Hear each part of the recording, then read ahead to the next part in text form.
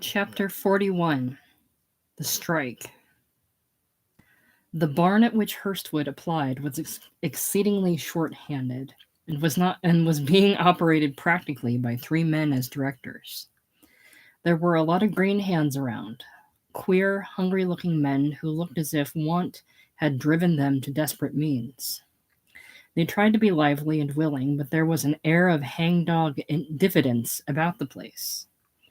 Hurstwood went back through the barns and out into a large enclosed lot, where were a series of tracks in the loops.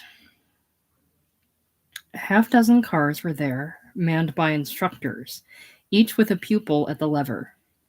More pupils were awaiting at one of the rear doors of the barn. In silence, Hurstwood viewed this scene and waited. His companions took his eye for a while, though they did not interest him much more than the cars. They were an uncomfortable-looking gang, however. One or two were very thin and lean. Several were quite stout. Several others were raw-boned and sallow, as if they had been beaten upon by all sorts of rough weather. "Did you see by the paper they are going to call out the militia?" Hurstwood heard one of them remark.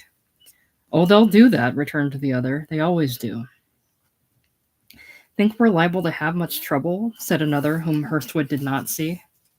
"Not very.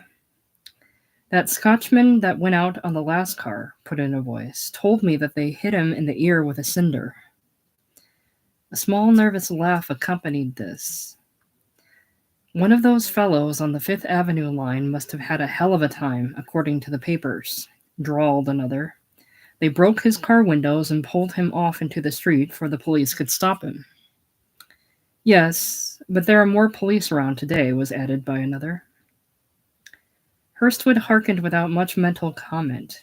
These talkers seemed scared to him. Their gabbling was feverish, things said to quiet their own minds. He looked out into the yard and waited. Two of the men got around quite near him, but behind his back. They were rather social, and he listened to what they said. "Are you a railroad man?" said one. "Me? No, I've always worked in a paper factory." "I had a job in Newark until last October," returned the other with reciprocal feeling. There were some words which passed too low to hear. Then the conversation became strong again. "I don't blame these fellers for striking," said one. "They've got the right of it all right, but I had to get something to do." "Same here," said the other. "If I had any job in Newark, I wouldn't be over here taking chances like these." "It's hell these days, ain't it?" said the man. "A poor man ain't nowhere. You could starve, by God, right in the streets, and there ain't most no one would help you." "Right you are," said the other. "The job I had, I lost because they shut down. They run all summer and lay up a big stock and then shut down." Hurstwood paid some little attention to this. Somehow he felt a little superior to these two, a little better off. To him, these were ignorant and commonplace, poor sheep in a driver's hand. "Poor devils," he thought, speaking out of the thoughts and feelings of a bygone period of success. "Next," said one of the instructors. "You're next," said a neighbor, touching him. He went out and climbed on the platform. The instructor took it for granted that no preliminaries were needed. "You see this handle?" he said, reaching up to an electric cutoff which was fastened to the roof. "This throws the current off or on. If you want to reverse the car, you turn it over here. If you want to send it forward, you put it over here. If you want to cut off the power, you keep it in the middle." Hurstwood smiled at the simple information. "Now this handle here regulates your speed. To here," he said, pointing with his finger. "Gives you about 4 miles an hour. This is 8. When it's full on, you make about 14 miles an hour." Hurstwood watched him calmly. He had seen motormen work before. He knew just about how they did it and was sure he could do as well with a very little practice. The instructor explained a few more details and then said, "Now we'll back her up." Hurstwood stood placidly by while the car rolled back into the yard. "One thing you want to be careful about, and that is to start easy. Give 1 degree time to act before you start another. The one fault of most men is that they always want to throw her wide open. That's bad. It's dangerous, too. Wears out the motor. You don't want to do that. I see, said Hurstwood. He waited and waited while the man talked on. Now you take it, he said finally. The ex-manager laid hand to the lever and pushed it gently, as he thought. It worked much easier than he imagined, however, with the result that the car jerked quickly forward, throwing him back against the door. He straightened up sheepishly while the instructor stopped the car with a brake. You want to be careful about that, was all he said. Hurstwood found, however, that handling a brake and regulating speed were not so instantly mastered as he had imagined. Once or twice he would have plowed through the rear fence if it had not been for the hand and word of his companion. The latter was rather patient with him, but never smiled. You've got to get the knack of working both arms at once, he said. It takes a little practice. 1 o'clock came while he was still on the car practicing, and he began to feel hungry. The day set in snowing, and he was cold. He grew weary of running to and fro on the short track. They ran the car to the end and both got off. Hurstwood went into the barn and sought a car step, pulling out his paper-wrapped lunch from his pocket. There was no water, and the bread was dry, but he enjoyed it. There was no ceremony about dining. He swallowed and looked about, contemplating the dull, homely labor of the thing. It was disagreeable, miserably disagreeable in all its phases. Not because it was bitter, but because it was hard. It would be hard to anyone, he thought. After eating, he stood about as before, waiting until his turn came. The intention was to give him an afternoon of practice, but the greater part of the time was spent in waiting about. At last, evening came, and with it hunger and a debate with himself as to how he should spend the night. It was 5:30. He must soon eat. If he tried to go home, it would take him 2 hours and a half of cold walking and riding.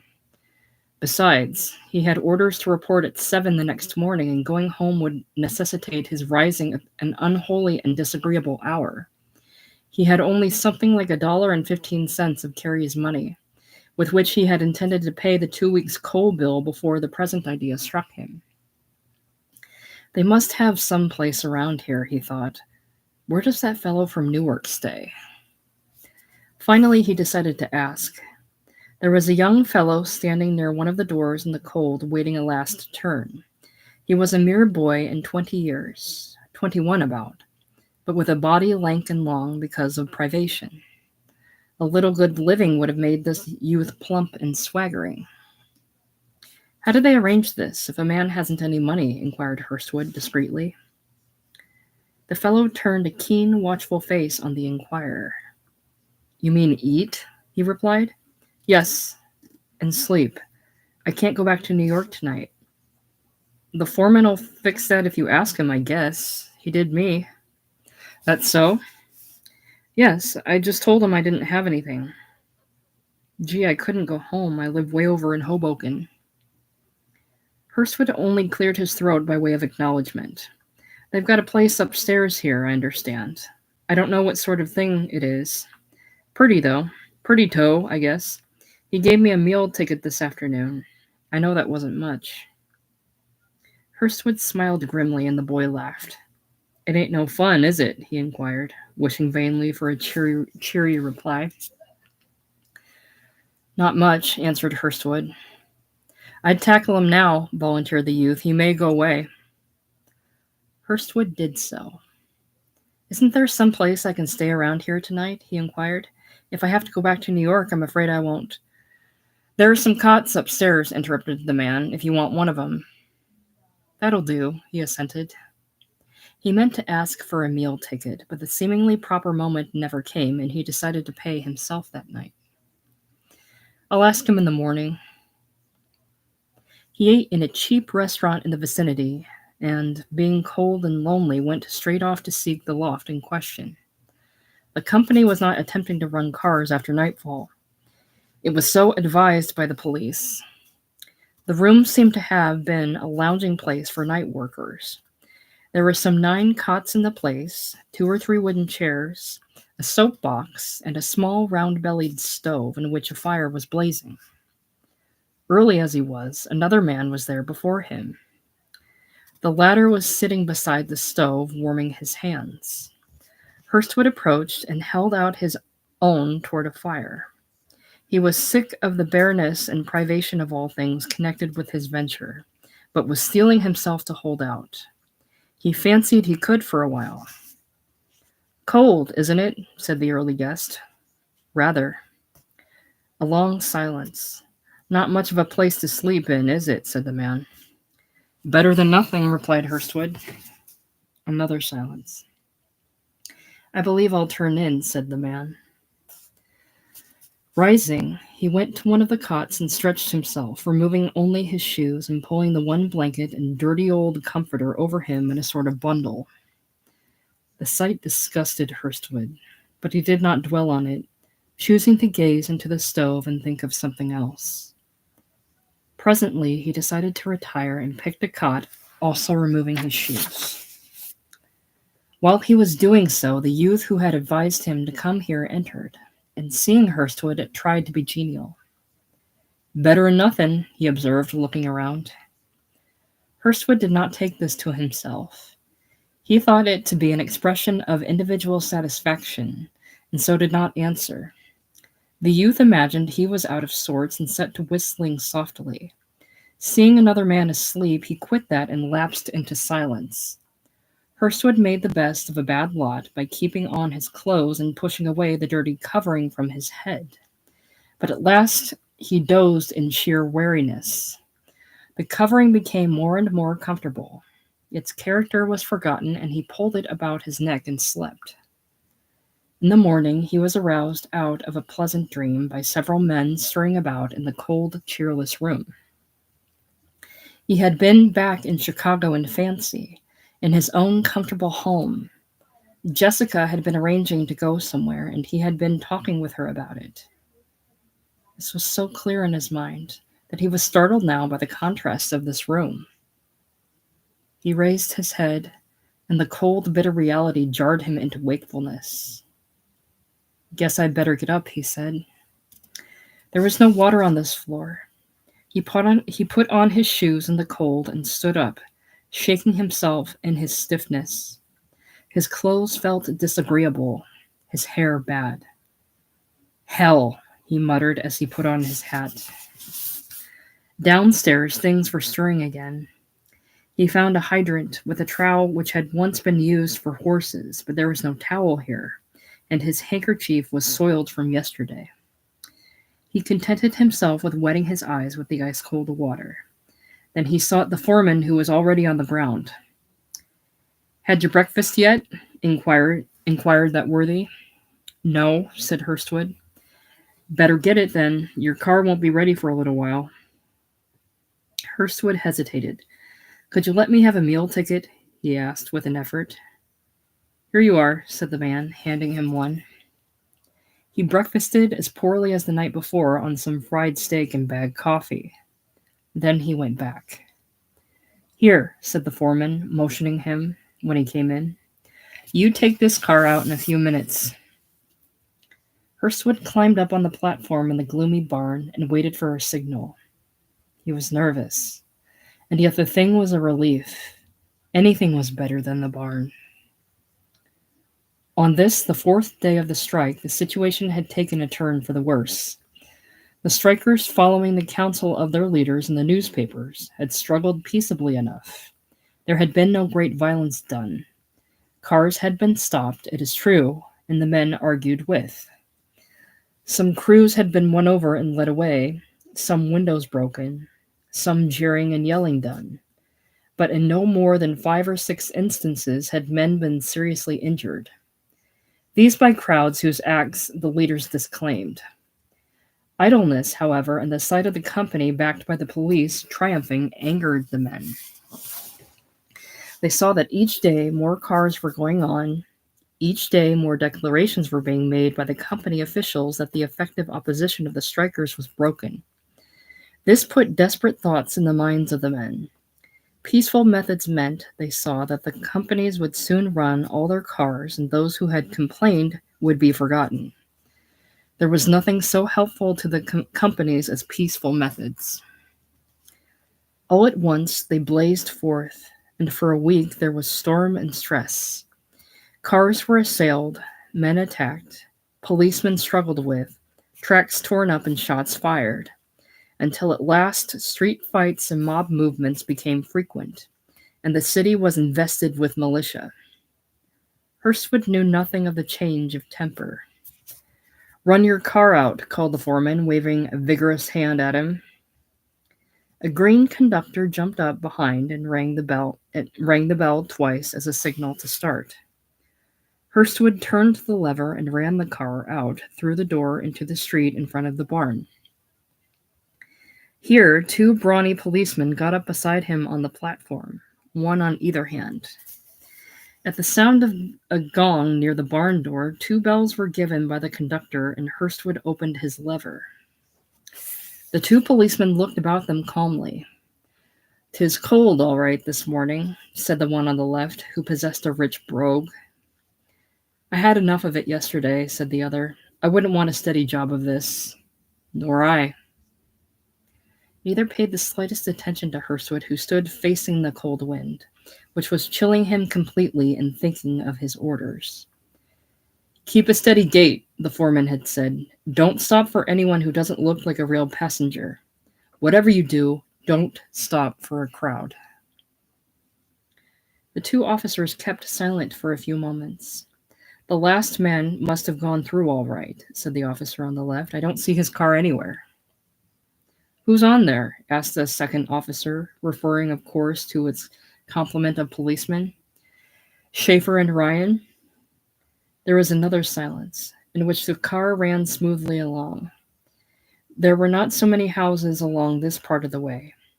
Hurstwood did not see many people either. The situation was not wholly disagreeable to him. If he were not so cold, he thought he would do well enough. He was brought out of this feeling by the sudden appearance of a curve ahead, which he had not expected.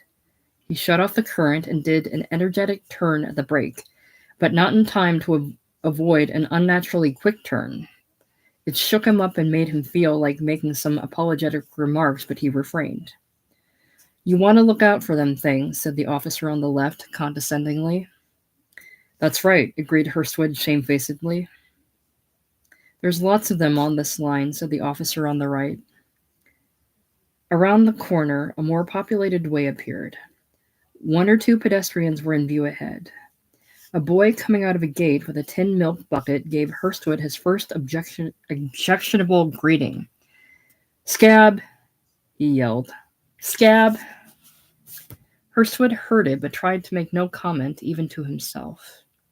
He knew he would get that, and much more of the same sort, probably. At a corner farther up, a man stood by the track and signaled the car to stop. "Never mind him," said one of the officers. "He's up to some game." Hurstwood obeyed. At the corner he saw the wisdom of it. No sooner did the man perceive the intention to ignore him than he shook his fist. "Ah, you bloody coward," he yelled. Some half-dozen men standing on the corner flung taunts and jeers after the speeding car. Hurstwood winced the least bit. The real thing was slightly worse than the thoughts of it had been. Now came in sight, 3 or 4 blocks farther on, a heap of something on the track. "They've been at work here, all right," said one of the policemen. "We'll have an argument, maybe," said the other. Hurstwood ran the car close and stopped. He had not done so wholly, however, before a crowd gathered about. It was composed of ex-motormen and conductors in part, with a sprinkling of friends and sympathizers. "Come off the car, pardner," said one of the men in a voice meant to be conciliatory. "You don't want to take the bread out of another man's mouth, do you?" Hurstwood held to his brake and lever, pale and very uncertain what to do. "Stand back," yelled one of the officers, leaning over the platform railing. "Clear out of this now, and give the man a chance to do his work."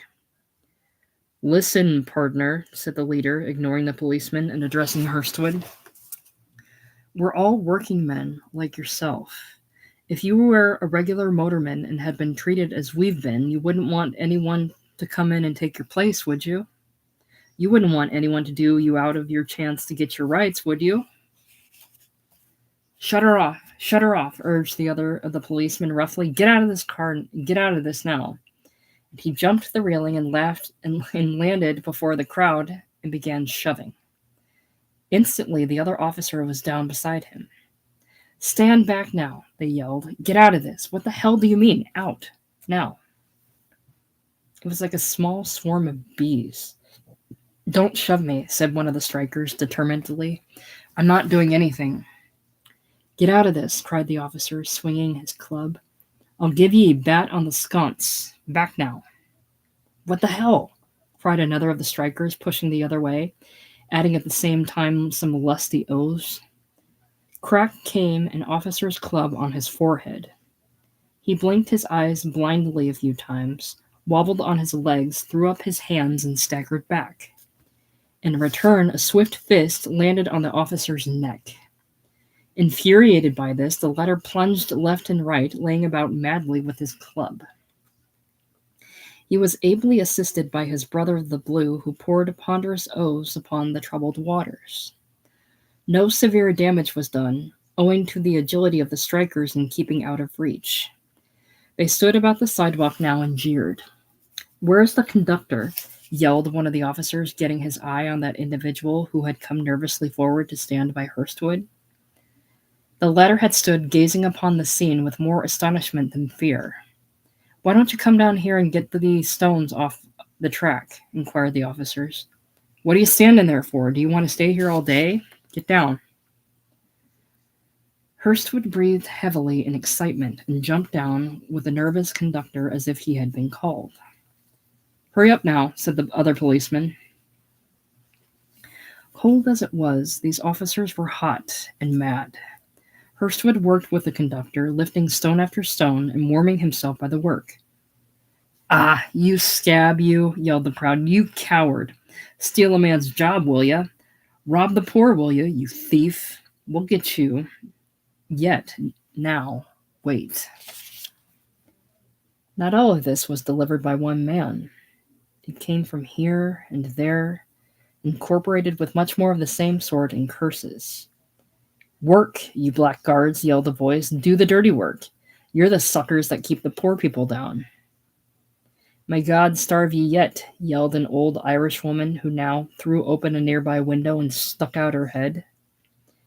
Yes, and you, she added, catching the eye of one of the policemen, you bloody mother and thief. Crack my son over the head, will you hard-hearted mother and devil? Ah, ye. But the officer turned a deaf ear. Go to the devil, you old hag, he half muttered as he stared round upon the scattered company. Now the stones were off, and Hurstwood took his place again amid a continued chorus of epithets. Both officers got up beside him, and the conductor rang the bell when, bang, bang, through window and door came rocks and stones. One narrowly grazed Hurstwood's head, another shattered the window behind. Throw open your lever, yelled one of the officers, grabbing at the handle himself. Hurstwood complied, and the car shot away, followed by a rattle of stones and a rain of curses. That blank hit me in the neck, said one of the officers. I gave him a good crack for it, though. I think I must have left spots on some of them, said the other. I know that big guy that called us a blank, said the first. I'll get him yet for that. I thought we were in it for sure once there, said the second. Hurstwood, warmed and excited, gazed steadily ahead. It was an astonishing experience for him. He had read of these things, but the reality seemed something altogether new. He was no coward in spirit. The fact that he had suffered this much now rather operated to arouse a stolid determination to stick it out. He did not recur in thought to New York or the flat. This one trip seemed a consuming thing. They now ran into the business heart of Brooklyn uninterrupted. People gazed at the broken windows of the car and at Hurstwood in his plainclothes. Voices called scab now and then, as well as other epithets, but no crowd attacked the car. At the downtown end of the line, one of the officers went up to call his station and report the trouble. "There's a gang out there," he said, "laying for us yet. Better send someone over there and clean them out." The car ran back more quietly, hooted, watched, flung at, but not attacked. Hurstwood breathed freely when he saw the barns. "Well," he observed to himself, "I came out of that all right." The car was turned in and he was allowed to loaf a while, but later he was again called. This time a new team of officers was aboard. Slightly more confident, he sped the car along the commonplace streets and felt somewhat less fearful. On one side, however, he suffered intensely. The day was raw, with a sprinkling of snow and a gusty wind, made all the more intolerable by the speed of the car. His clothing was not intended for this sort of work. He shivered, stamped his feet, and beat his arms as he had seen other motormen do in the past, but said nothing. The novelty and danger of the situation modified, in a way, his disgust and distress at being compelled to be here, but not enough to prevent him from feeling grim and sour. This was a dog's life, he thought. It was a tough thing to have to come to. The one thought that strengthened him was the insult offered by Carrie. He was not down so low as to take all that, he thought. He could do something. This even, for a while. It would get better. He would save a little. A boy threw a clod of mud while he was thus reflecting and hit him upon the arm. It hurt sharply and angered him more than he had been any time since morning. "The little cur," he muttered. "Hurt you?" asked one of the policemen. "No," he answered. At one of the corners where the car slowed up because of a turn, an ex-motorman standing on the sidewalk called to him. "Won't you come out, partner, and be a man? Remember, we're fighting for a decent day's wages, that's all. We've got families to support." The man seemed most peaceably inclined. Hurstwood pretended not to see him. He kept his eyes straight on before and opened the lever wide. The voice had something appealing in it. All morning this went on, and long into the afternoon. He made 3 such trips. The dinner he had was no stay for such work, and the cold was telling on him. At each end of the line he stopped to thaw out, but he could have groaned at the anguish of it. One of the barmen, out of pity, loaned him a heavy cup and a pair of sheepskin gloves, and for once he was extremely thankful. On the second trip of the afternoon, he ran into a crowd about halfway along the line that had blocked the car's progress with an old telegraph pole. "Get that thing off the track," shouted the 2 policemen. Yeah, yelled the crowd. "Get it off yourself." The 2 policemen got down, and Hurstwood started to follow. "You stay there," one called. "Someone will run away with your car." Amid the babble of voices, Hurstwood heard one close beside him. "Come down, partner, and be a man. Don't fight the poor. Leave that to the corporations." He saw the same fellow who had called to him from the corner. Now, as before, he pretended not to hear him. "Come down," the man repeated gently. "You don't want to fight poor men. Don't fight at all." It was a most philosophic and Jesuitical motorman. A 3rd policeman joined the other 2 from somewhere, and someone ran to the telephone for more officers. Hurstwood gazed about, determined but fearful. A man grabbed him by the coat. "Come off of that," he exclaimed, jerking at him and trying to pull him over the railing. "Let go," said Hurstwood savagely. "I'll show you, you scab," cried a young Irishman, jumping up on the car and aiming a blow at Hurstwood. The latter ducked and caught it on the shoulder instead of the jaw. "Away from here," shouted an officer, hastening to the rescue and adding, of course, the usual oaths. Hurstwood recovered himself, pale and trembling. It was becoming serious with him now. People were looking up and jeering at him. One girl was making faces. He began to waver in his resolution when a patrol wagon rolled up and more officers dismounted. Now the track was quickly cleared and the release effected. "Let her go now, quick," said the officer, and again he was off. The end came with a real mob which met the car on its return trip a mile or two from the barns. It was an exceedingly poor-looking neighborhood. He wanted to run fast through it, but again the track was blocked. He saw men carrying something out to it when he was yet a half-dozen blocks away. "There they are again," exclaimed one policeman.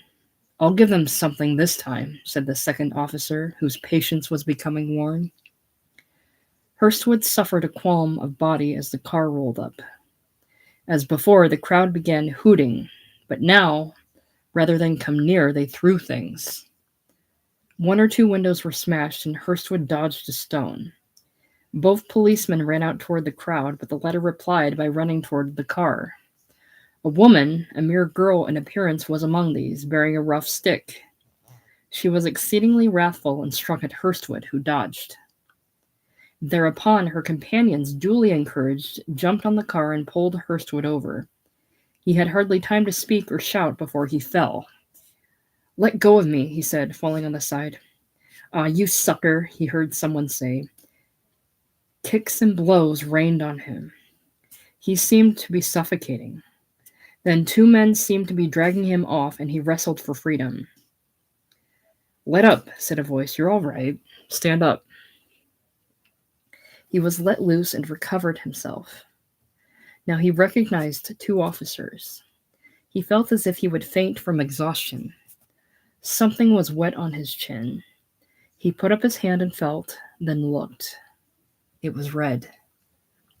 "They cut me," he said foolishly, fishing for his handkerchief. Now, said one of the officers, "it's only a scratch." His senses became cleared now, and he looked around. He was standing in a little store where they left him for a moment. Outside, he could see, as he stood wiping his chin, the car and the excited crowd.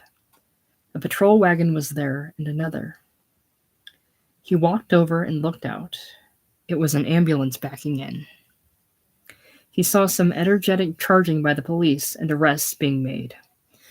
"Come on now, if you want to take your car," said an officer, opening the door and looking in. He walked out, feeling rather uncertain of himself. He was very cold and frightened. "Where's the conductor?" he asked. "Oh, he's not here now," said the policeman. Hurstwood went toward the car and stepped nervously on. As he did so, there was a pistol shot. Something stung his shoulder. "Who fired that?" he heard an officer exclaim. "By God, who did that?" Both left him running toward a certain building. He paused a moment and then got down. "George," exclaimed Hurstwood weakly, "this is too much for me." He walked nervously to the corner and hurried down a side street. He said, drawing in his breath. A half-block away, a small girl gazed at him. "You'd better sneak," she called. He walked homeward in a blinding snowstorm, reaching the ferry by dusk. The cabins were filled with comfortable souls who studied him curiously. His head was still in such a whirl that he felt confused. All the wonder of the twinkling lights of the river and a white storm passed for nothing.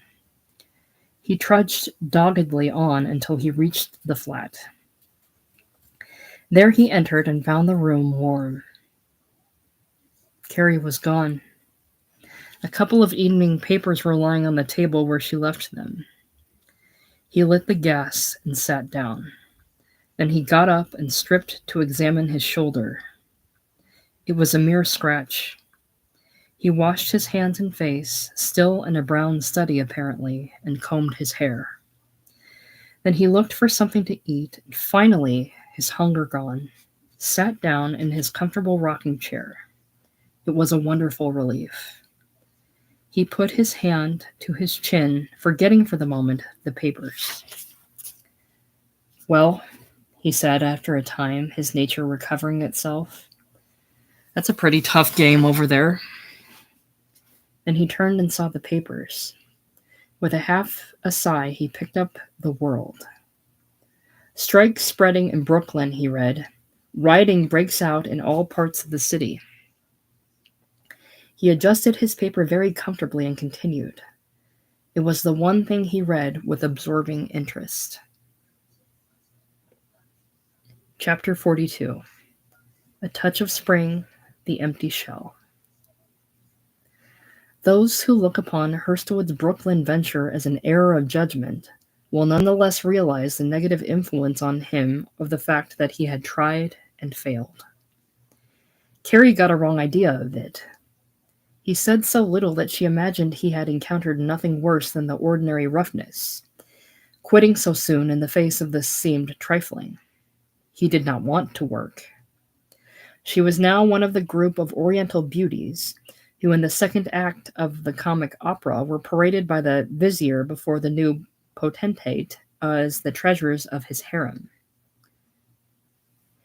There was no word assigned to any of them, but on the evening when Hurstwood was housing himself in the loft of the streetcar barn, the leading comedian and star, feeling exceedingly facetious, said in a profound voice which created a ripple of laughter, "Well, who are you?"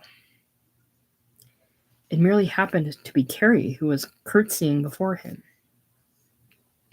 It might as well have been any of the others so far as he was concerned. He expected no answer, and a dull one would have been reproved. But Carrie, whose experience and belief in herself gave her daring, curtsied sweetly again and answered, "I am yours, truly." It was a trivial thing to say, and yet something in the way she did it caught the audience, which laughed heartily at the mock-fierce potentate towering before the young woman. The comedian also liked it, hearing the laughter. "I thought your name was Smith," he returned, endeavoring to get the last laugh. Carrie almost trembled for her daring after she had said this. All members of the company had been warned that to interpolate lines or business meant a fine, or worse. She did not know what to think. If she was standing in her proper position in the wings, awaiting another entry, the great comedian made his exit past her and paused in recognition. "You can just leave that in hereafter," he remarked, seeing how intelligent she appeared. "Don't add any more, though." "Thank you," said Carrie humbly. When he went on, she found herself trembling violently. "Well, you're in luck," remarked another member of the chorus. "There isn't another one of us has got a line." There was no gainsaying the value of this. Everybody in the company realized that she had got a start. Carrie hugged herself when next evening the lines got the same applause. She went home rejoicing, knowing that soon something must come of it. It was Hurstwood who, by his presence, caused her merry thoughts to flee and to replace them with sharp longings for an end of distress. The next day she asked him about his venture. "They're not trying to run any cars except with police. They don't want anybody just now, not before next week." Next week came, but Carrie saw no change. Hurstwood seemed more apathetic than ever. He saw her off mornings to rehearsals and the like with the utmost calm. He read and read. Several times he found himself staring at an item but thinking of something else. The first of these lapses that he sharply noticed concerned a hilarious party he had once attended at a driving club, of which he had been a member. He sat, gazing downward, and gradually thought he heard the old voices and the clink of glasses. "You're a dandy, Hurstwood," his friend Walker said. He was standing again, well-dressed, smiling, good-natured, the recipient of encores for a good story. All at once he looked up. The room was so still it seemed ghost-like. He heard the clock ticking audibly and half suspected that he had been dozing. The paper was so straight in his hands, however, and the items he had been reading so directly before him, that he rid himself of the doze idea. Still, it seemed peculiar. When it occurred a second time, however, it did not seem quite so strange. Butcher and grocery man, baker and coal man. Not the group with whom he was then dealing, but those who had trusted him to the limit, called. He met them all blandly, becoming deft in excuse. At last he became bold, pretended to be out, and waved them off. Or waved them off. They can't get blood out of a turnip, he said. If I had it, I'd pay them. Carrie's little soldier friend, Miss Osborne, seeing her succeeding, had become a sort of satellite. Little Osborne could never of herself amount to anything. She seemed to realize it in a sort of pussy-like way, and instinctively concluded to cling with her soft little claws to Carrie. "Oh, you'll get up," she kept telling Carrie with admiration. "You're so good." Timid as Carrie was, she was strong in capability. The reliance of others made her feel as if she must, and when she must, she dared. Experience of the world and of necessity was in her favor. No longer the lightest word of a man made her head dizzy. She had learned that men could change and fail.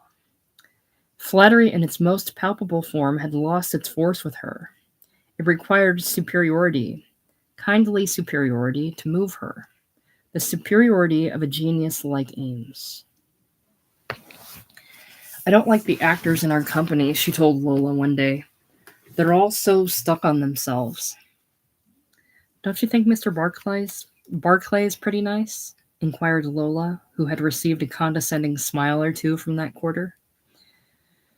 "Oh, he's nice enough," answered Carrie, "but he isn't sincere. He assumes such an air." Lola felt for her first hold upon Carrie in the following manner. Are you paying room rent where you are?" "Certainly," answered Carrie. "Why?" "I know where I could get the loveliest room and bath, cheap. It's too big for me, but it would be just right for two, and the rent is only $6 a week for both." "Where?" said Carrie. "In 17th Street. "Well, I don't know as I'd care to change," said Carrie, who was already turning over the $3 rate in her mind. She was thinking if she had only herself to support, this would leave her 17 for herself. Nothing came of this until after the Brooklyn adventure of Hurstwood's and her success with the speaking part. Then she began to feel as if she must be free. She thought of leaving Hurstwood and thus making him act for himself, but he had developed such a peculiar traits she feared he might resist any effort to throw him off. He might hunt her out at the show and hound her in that way. She did not wholly believe that he would, but he might. This, she knew, would be an embarrassing thing if he made himself conspicuous in any way. It troubled her greatly. Things were precipitated by the offer of a better part. One of the actresses playing the part of a modest sweetheart gave notice of leaving, and Carrie was selected. "How much are you going to get?" asked Miss Osborne on hearing the news. "I didn't ask him," said Carrie. "Well, find out. Goodness, you'll never get anything if you don't ask. Tell them you must have $40 anyhow." "Oh, no," said Carrie. "Certainly," exclaimed Lola. "Ask him anyway." Carrie succumbed to this prompting, waiting, however, until the manager gave her notice of what clothing she must have to fit the part. "How much do I get?" she inquired. $35, he replied. Carrie was too much astonished and delighted to think of mentioning 40. She was nearly beside herself and almost hugged Lola, who clung to her at the news. "It isn't as much as you ought to get," said the latter, "especially when you've got to buy clothes." Carrie remembered this with a start. Where to get the money? She had none laid up for such an emergency. Rent day was drawing near. "I'll not do it," she said, remembering her necessity. "I don't use the flat. I'm not going to give up my money this time. I'll move." Fitting into this came another appeal from Miss Osborne, more urgent than ever. "Come live with me, won't you?" she pleaded. "We can have the loveliest room. It won't cost you hardly anything that way." "I'd like to," said Carrie frankly. Oh, do, said Lola. We'll have such a good time. Carrie thought a while. I believe I will, she said, and then added, I'll have to see first, though. With the idea thus grounded, rent day approaching, and clothes calling for instant purchase, she soon found excuse in Hurstwood's lassitude. He said less and drooped more than ever. As rent day approached, an idea grew in him. It was fostered by the demands of creditors and the impossibility of holding up many more. $28 was too much for rent. It's hard on her, he thought. We could get a cheaper place. Stirred with this idea, he spoke at the breakfast table. Don't you think we pay too much rent here? He asked. Indeed I do, said Carrie, not catching his drift. I should think we could get a smaller place, he suggested. We don't need 4 rooms. Her countenance, had he been scrutinizing her, would have exhibited the disturbance she felt at this evidence of his determination to stay by her. He saw nothing remarkable in asking her to come down lower. Oh, I don't know, she answered, growing wary. There must be places around here where we could get a couple of rooms which would do just as well. Her heart revolted. Never, she thought. Who would furnish the money to move? To think of being in 2 rooms with him? She resolved to spend her money for clothes quickly, before something terrible happened. That very day she did it. Having done so, there was but one other thing to do. Lola, she said, visiting her friend, I think I'll come. Oh, jolly, cried the latter. Can we get it right away? She asked, meaning the room. Certainly, cried Lola. They went to look at it. Carrie had saved $10 from her expenditures, enough for this and her board aside.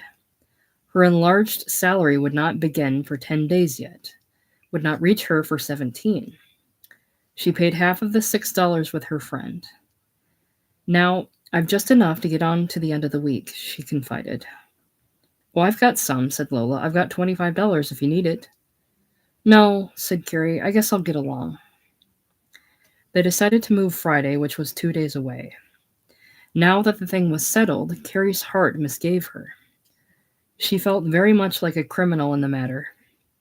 Each day, looking at Hurstwood, she had realized that along with the disagreeableness of his attitude, there was something pathetic. She looked at him the same evening. She looked at him the same evening she had made up her mind to go, and now he seemed not so shiftless and worthless, but run down and beaten upon by chance. His eyes were not keen, his face marked, his hands flabby. She thought his hair had a touch of gray. All unconscious of his doom, he rocked and read his paper while she glanced at him. Knowing that the end was so near, she became rather solicitous. Will you go over and get some canned peaches? She asked. She asked Hurstwood, laying down a $2 bill. Certainly, he said, looking in wonder at the money. See if you can get some nice asparagus, she added. I'll cook it for dinner. Hurstwood rose and took the money, slipping on his overcoat and getting his hat. Carrie noticed that both of these articles of apparel were old and poor-looking in appearance. It was plain enough before, but now it came home with peculiar force. Perhaps he couldn't help it after all. He had done well in Chicago. She remembered his fine appearance the days he had met her in the park. Then he was so sprightly, so clean. Had it been all his fault? He came back and laid the change down with the food. You'd better keep it, she observed. We'll need other things. No, he said with a sort of pride. You keep it. I'll go on and keep it, she replied, rather unnerved. There'll be other things. He wondered at this, not knowing the pathetic figure he had become in her eyes. She restrained herself with difficulty from showing a quaver in her voice. To say truly, this would have been Carrie's attitude in any case. She had looked back at times upon her parting from Drouet and had regretted that she had served him so badly. She hoped she would never meet him again, but she was ashamed of her conduct. Not that she had any chance in the final separation. She had gone willingly to seek him, with sympathy in her heart, when Hurstwood had reported him ill. There was something cruel somewhere, and not being able to track it mentally to its logical lair, she concluded with feeling that he would never understand what Hurstwood had done, and would see hard-hearted decision in her deed. Hence her shame. Not that she cared for him. She did not want to make anyone who had been good to her feel badly. She did not realize what she was doing by allowing these feelings to possess her. Hurstwood, noticing the kindness, conceived better of her. Carrie is good-natured anyhow, he thought. Going to Miss Osborne's that afternoon, she found that little lady packing and singing. "Why don't you come over with me today?" she asked. "Oh, I can't," said Carrie. "I'll be there Friday. Would you mind lending me the $25 you spoke of?" "Why, no," said Lola, going for her purse. "I want to get some other things," said Carrie. "Well, that's all right," answered the little girl good-naturedly, glad to be of service. It had been days since Hurstwood had done more than go to the grocery or the newsstand. Now the weariness of indoors was upon him. Had been for 2 days, but chill gray weather had held him back. Friday broke, fair and warm. It was one of those lovely harbingers of spring, given as a sign in dreary winter that earth is not forsaken of warmth and beauty. The blue heaven, holding its one golden orb, poured down a crystal wash of warm light. It was plain from the voice of the sparrows that all was halcyon outside. Carrie raised the front windows and felt the south wind blowing. "It's lovely out today," she remarked. "Is it?" said Hurstwood. After breakfast, he immediately got his other clothes. "Will you be back for lunch?" asked Carrie nervously. "No," he said. He went out into the streets and tramped north along 7th Avenue, idly fixing upon the Harlem River as an objective point. He had seen some ships up there, the time he had called upon the brewers. He wondered how the territory thereabouts was growing. Passing 59th Street, he took the west side of Central Park, which he followed to 78th Street. Then he remembered the neighborhood and turned over to look at the mass of buildings erected. It was very much improved. The great open spaces were filling up. Coming back, he kept to the park until 110th Street, and then turned into 7th Avenue again, reaching the pretty river by 1 o'clock. There it ran, winding before his gaze, shining brightly in the clear light, between the undulating banks on the right and the tall, tree-covered heights on the left. The spring-like atmosphere woke him to a sense of its loveliness, and for a few moments he stood looking at it, folding his hands behind his back. Then he turned and followed it toward the east side, idly seeking the ships he had seen. It was 4 o'clock before the waning day, with its suggestion of a cooler evening, caused him to return. He was hungry and would enjoy eating in the warm room. When he reached the flat by 5:30, it was still dark. He knew that Carrie was not there, not only because there was no light showing through the transom, but because the evening papers were stuck between the outside knob and the door. He opened with his key and went in. Everything was still dark. Lighting the gas, he sat down, preparing to wait a little while. Even if Carrie did come now, dinner would be late. He read until 6, then got up to fix something for himself. And he did so. As he did so, he noticed that the room seemed a little queer. What was it? He looked around as if he had missed something, and then saw an envelope near where he had been sitting. It spoke for itself, almost without further action on his part. Reaching over, he took it, a sort of chill settling upon him even while he reached. The crackle of the envelope in his hands was loud. Green paper money lay soft within the note. "Dear George," he read, crunching the money in one hand. "I'm going away. I'm not coming back anymore. It's no use trying to keep up the flat. I can't do it. I wouldn't mind helping you if I could, but I can't support us both and pay the rent. I need what little I make to pay for my clothes. I'm leaving $20.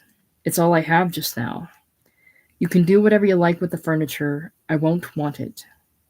Carrie." He dropped the note and looked quietly round. Now he knew what he missed. It was the little ornamental clock which was hers. It had gone from the mantelpiece. He went into the front room, his bedroom, the parlor, lighting the gas as he went. From the chiffonier he had gone the knickknacks of silver and plate. From the tabletop, the lace coverings. He opened the wardrobe. No clothes of hers. He opened the drawers. Nothing of hers. Her trunk was gone from its accustomed place. Back in his own room hung his old clothes just as he had left them. Nothing else was gone. He stepped onto the parlor and stood for a few moments, looking vacantly at the floor. The silence grew oppressive. The little flat seemed wonderfully deserted. He wholly forgot that he was hungry, that it was only dinner time. It seemed later in the night. Suddenly, he found that the money was still in his hands. There were $20 in all, as she had said. Now he walked back, leaving the lights ablaze and feeling as if the flat were empty. "I'll get out of this," he said to himself. Then the sheer loneliness of his situation rushed upon him in full. "Left me," he muttered and repeated, "left me." The place that had been so comfortable, where he had spent so many days of warmth, was now a memory. Something colder and chillier confronted him. He sank down in his chair, resting, his chin in his hand. Mere sensation without thought holding him. Then something like a bereaved affection and self-pity swept over him. "She needn't have gone away," he said. "I'd have got something." He sat a long while without rocking and added quite clearly out loud, "I tried, didn't I?" At midnight, he was still rocking, staring at the floor.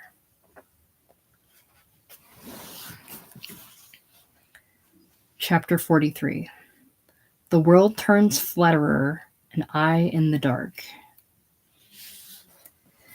Installed in her comfortable room, Carrie wondered how Hurstwood had taken her departure. She arranged a few things hastily and then left for the theater, half expecting to encounter him at the door. Not finding him, her dread lifted, and she felt more kindly toward him. She quite forgot him until about to come out after the show, when the chance of his being there frightened her. As day after day passed and she heard nothing at all, the thought of being bothered by him passed. In a little while she was, except for occasional thoughts, wholly free of the gloom with which her life had been weighed in the flat. It is curious to note how quickly a profession absorbs one. Carrie became wise in theatrical lore, hearing the gossip of little Lola.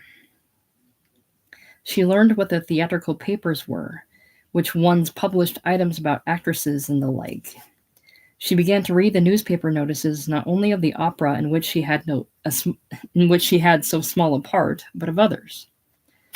Gradually, the desire for notice took hold of her.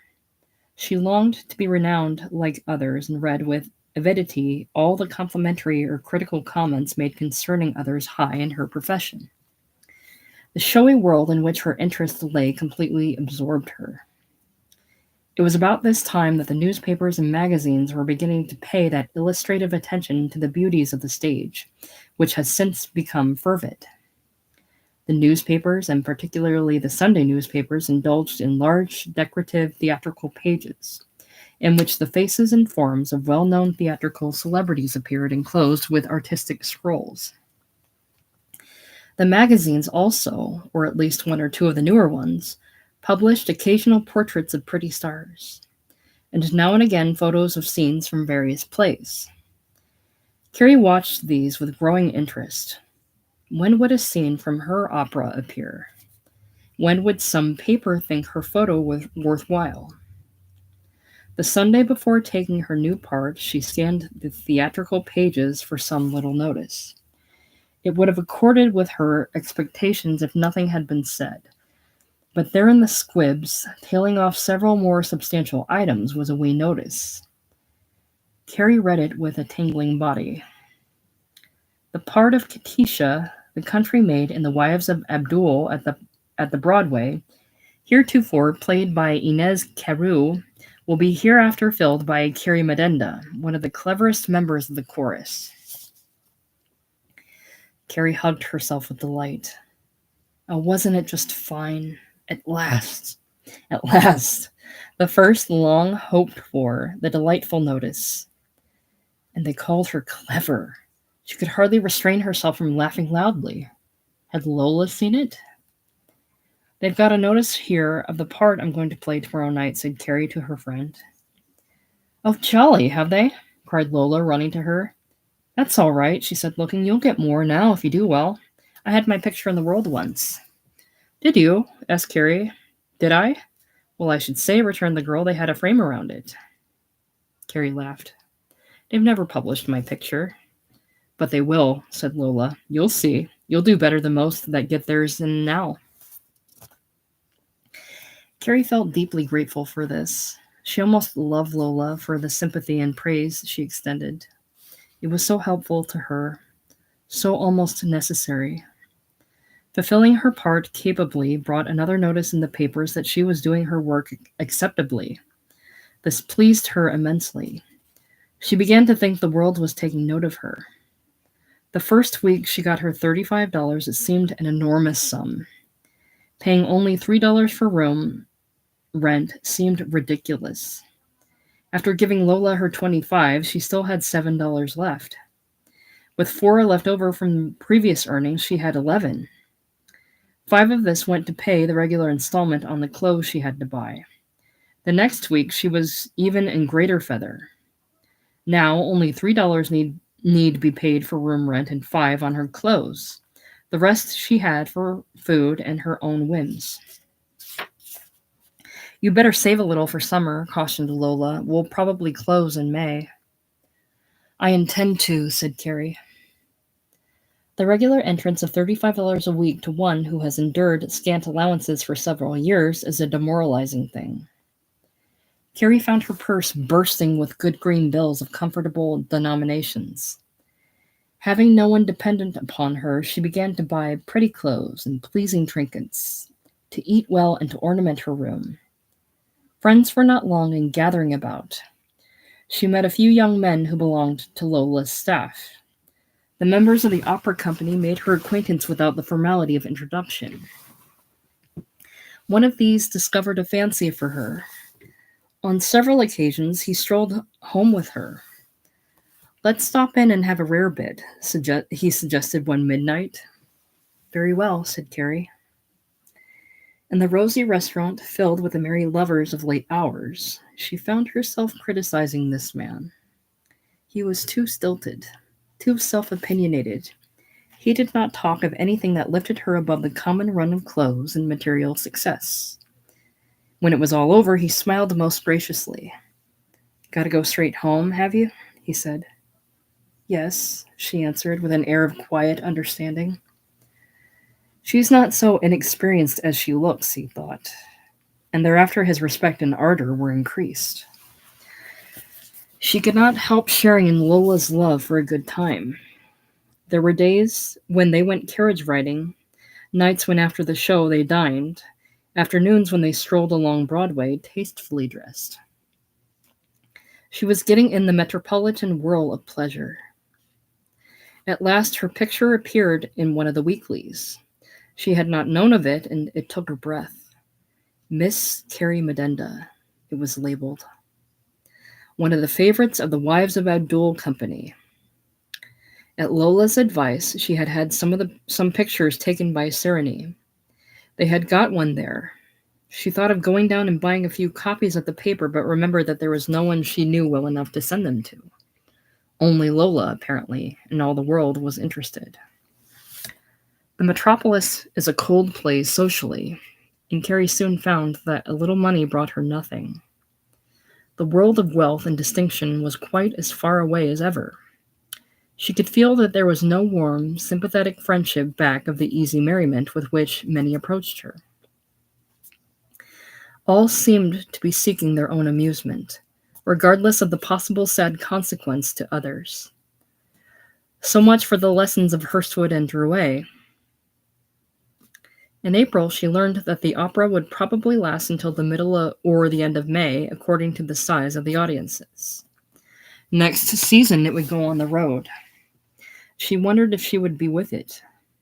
As usual, Miss Osborne, owing to her moderate salary, was for securing a home engagement.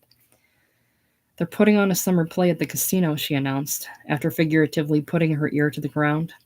Let's try and get in that. I'm willing, said Carrie. They tried in time and were apprised of the proper date to apply again. That was May the 16th. Meanwhile, their own show closed May the 5th. Those that want to go with the show next season, said the manager, will have to sign this week. Don't you sign, advised Lola. I wouldn't go. I know, said Carrie, but maybe I can't get anything else. Well, I won't, said the little girl, who had her resource and her admirers. I went once, and I didn't have anything at the end of the season. Carrie thought this over. She had never been on the road. We can get along, added Lola. I always have. Carrie did not sign. The manager who was putting on the summer skit at the casino had never heard of Carrie, but the several notices she had received, her published picture, and the program bearing her name had some little weight with him. He gave her a silent part at $30 a week. Didn't I tell you, said Lola, it doesn't do you any good to go away from New York. They forget all about you if you do. Now, because Carrie was pretty, the gentleman who made up the advance illustrations of shows about to appear for the Sunday papers selected Carrie's photo along with others to illustrate the announcement. Because she was very pretty, they gave it excellent space and drew scrolls around it. Carrie was delighted. Still, the management did not seem to have anything of it. At least, no more attention was paid to her than before. At the same time, there seemed very little in her part. It consisted of standing around in all sorts of scenes, a silent little Quakeress. The author of the skit had fancied that a great deal could be made of such a part given to the right actress. But now, since it had been doled out to Carrie, he would as lieve have it cut out. Don't kick, old man, remarked the manager. If it don't go the first week, well, we will cut it out. Carrie had no warning of this halcyon intention. She practiced her part ruefully, feeling that she was effectually shelved. At the dress rehearsal, she was disconsolate.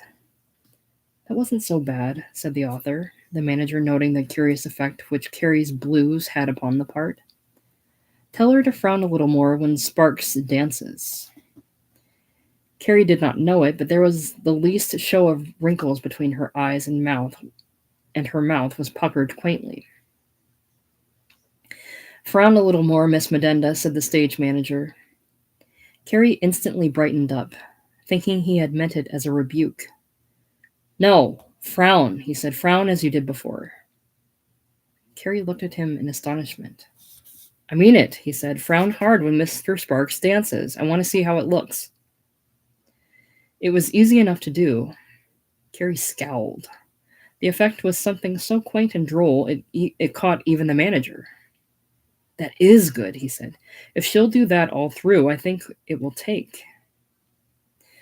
Going over to Carrie, he said, suppose you try frowning all through.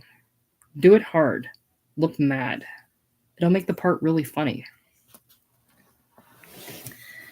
On the opening night, it looked to Carrie as if there were nothing to her part after all. The happy, sweltering audience did not seem to see her in the first act. She frowned and frowned, but to no effect. Eyes were riveted upon the more elaborate efforts of the stars. In the second act, the crowd, wearied by a dull conversation, roved with its eyes about the stage and sighted her. There she was, gray-suited, sweet-faced, demure, but scowling. At first, the general idea was that she was temporarily irritated, that the look was genuine and not fun at all. As she went on frowning, looking now at one principal and now at the other, the audience began to smile. The portly gentlemen in the front rows began to feel that she was a delicious little morsel. It was the kind of frown they would have loved to force away with kisses. All the gentlemen yearned toward her. She was capital. At last, the chief comedian singing in the center of the stage noticed a giggle where it was not expected. Then another, and another. When the place came for loud applause, it was only moderate. What could be the trouble? He realized that something was up. All at once, after an exit, he caught sight of Carrie. She was frowning alone on the stage, and the audience was giggling and laughing. By George, I won't stand that, thought the thespian. I'm not going to have my work cut up by someone else. Either she quits that when I do my turn, or I quit. Why, that's all right, said the manager when the kick came. That's what she's supposed to do. You needn't pay any attention to that. But she ruins my work. No, she don't, returned the former soothingly. It's only a little fun on the side. It is, eh? Exclaimed the big comedian. She killed my hand, all right. I'm not going to stand that. We'll wait until after the show. Wait until tomorrow. We'll see what we can do. The next act, however, settled what was to be done. Carrie was the chief feature of the play. The audience, the more it studied her, the more it indicated its delight. Every other feature paled beside the quaint, teasing, delightful atmosphere which Carrie contributed while on the stage. Manager and company realized she had made a hit. The critics of the daily papers completed her triumph. There were long notices in praise of the quality of the burlesque, touched with recurrent references to Carrie. The contagious mirth of the thing was repeatedly emphasized. Miss Medenda presents one of the most delightful bits of character work ever seen on the casino stage, observed the sage critic of the Sun. It is a bit of quiet, unassuming drollery which warms like good wine. Evidently, the part was not intended to take precedence, as Miss Medenda is not often on the stage, but the audience, with the characteristic perversity of such bodies, selected for itself. The little Quakeress was marked for a favorite the moment she appeared, and thereafter easily held attention and applause. The vagaries of fortune are indeed curious. The critic of the Evening World, seeking as usual to establish a catchphrase which should go with the town, wound up by advising, "If you wish to be merry, see Carrie frown." The result was miraculous so far as Carrie's fortune was concerned. Even during the morning, she received a congratulatory message from the manager. "You seem to have taken the town by storm," he wrote. "This is delightful. I am as glad for your sake as for my own." The author also sent word. That evening, when she entered the theater, the manager had a most pleasant greeting for her. "Mr. Stevens," he said, referring to the author, "is preparing a little song which he would like you to sing next week." "Oh, I can't sing," returned Carrie. "It isn't anything difficult. It's something that is very simple," he says, "and would suit you exactly." "Of course, I wouldn't mind trying," said Carrie archly. "Wouldn't you mind coming to the box office a few moments before you dress?" observed the manager in addition. "There's a little matter I want to speak to you about." "Certainly," replied Carrie. In that latter place, the manager produced a paper. "Now, of course," he said, "we want to be fair with you in the matter of salary. Your contract here only calls for $30 a week for the next 3 months. How would it do to make it, say, $150 a week and extend it for 12 months? "Oh, very well," said Carrie, scarcely believing her ears. Supposing then you just signed this.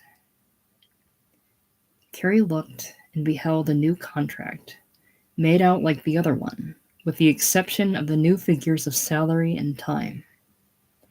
With a hand trembling from excitement, she affixed her name. 150 a week, she murmured, when she was again alone. She found, after all, as what millionaire has not, that there was no realizing in consciousness the meaning of large sums. It was only a shimmering, glittering phrase in which lay a world of possibilities. Down in a third-rate Bleecker Street hotel, the brooding Hurstwood read the dramatic item covering Carrie's success, without at first realizing who was meant. Then suddenly it came to him, and he read the whole thing over again. "That's her all right, I guess," he said. Then he looked about upon a dingy, moth-eaten hotel lobby. "I guess she struck it," he thought, a picture of the old, shiny, plush-covered world coming back, with its lights, its ornaments, its carriages and flowers. She was in the walled city now. Its splendid gates had opened, admitting her from a cold, dreary outside. She seemed a creature afar off, like every other celebrity he had known. We'll let her have it," he said. "I won't bother her." It was the grim resolution of a bent, bedraggled, but unbroken pride.